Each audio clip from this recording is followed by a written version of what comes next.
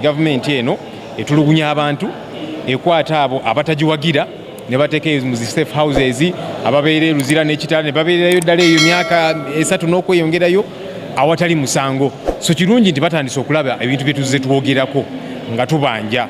So nzizemu okuzireeta nate waleme kubeerawo olwekwaso kubanga tulina abamu abadde bagamba nti listi temuzituwa. Naye of course bannaffe abamu bakkirize okubayambako okutegeera ensonga zino ziddukanyizibwa zitya kubanga oli bw'aba mupya mu palamenti mupya mu kabineti n'omuntu amazeeyo omwezi ogumu ayinza omuyambako nti kaakati ebintu ebimu by'obuuza Oweekitiibwa Nabbanja Prime Minister mukamaawo lisiti ezo azirina genda yazikuwe ne wano mu parliament records twaziteekayo era wano wooyita eno office gy'ogendako okufuna lisiti ezo. So nga bwe tukyabayambayambako okuyiga ensonga zino ngambye nti kale waleme kubeerawo olwekwaso lisiti ezo kanzikomyewo nate. Era mu kuzikomyawo ngambye nti parliament eweeko Prime Minister lisiti endala kubanga already twamuwadda Attorney General, Internal Affairs Minister n'omuntu omulala yenna yali agadde ku lisiti eno oba Minister oba Presidential Advisor oba RDC oba ani abantu bonna abali eyo abawulira nti lisiti eno bagyetaaga kubanga bazza abamu nga bagamba lopu tuwe lisiti zitaddeyo mu palamenti kakati abakkaanya naffe nti gavumenti eno byekola bikyamu etulugunya abantu abatakkaanya nayo nebateekeyo makomera awatali musango bakibalama n'abalala nebabuzaawo myaka kati n'okusobamu abo bakkiriziganya naffe batwegatteko ku nsonga zino. Ntaddeyo za mirundi ebiri emu eriko 18 bakibalama n'abalala ababuzibwayo. Then list eyabo abali makomera ensonga zetufollowingako eriko abantu 55 naye ate abantu bano 55 lwe tugenda obakyalira batugamba nti makomera gye bali waliyo n'abalala abateekebwayo ababasookayo.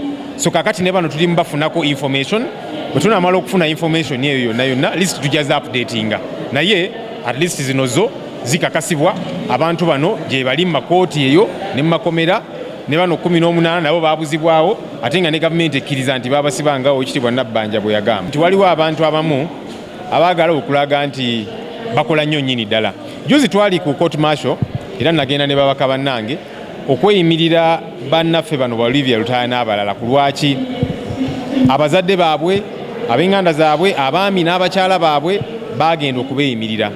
Court martial negamba nti abantu bano tebasaanidde kubeeyimirira. Kakati fene tugamba okusookera ddala ekyo kikyamu ogamba otya nti omuzadde w'omuntu mukyala we muganda we naki tebasaanidde tebaweewuka kimala. Naye nengamba babaka bannange ffe tugende kale naffe tubeeyimirire tulabe oba kooti inaagamba nti naffe tetusaanidde. So court martial egenda kuwa ensala yayo nga 15 okulaba oba ffe tusaanidde oba naffe tetusaanidde. Era bwe tuba tetusaanidde twagala kooti etubuulire ani asaanidde okweyimirira abantu bano bwe tuba tubaleetera.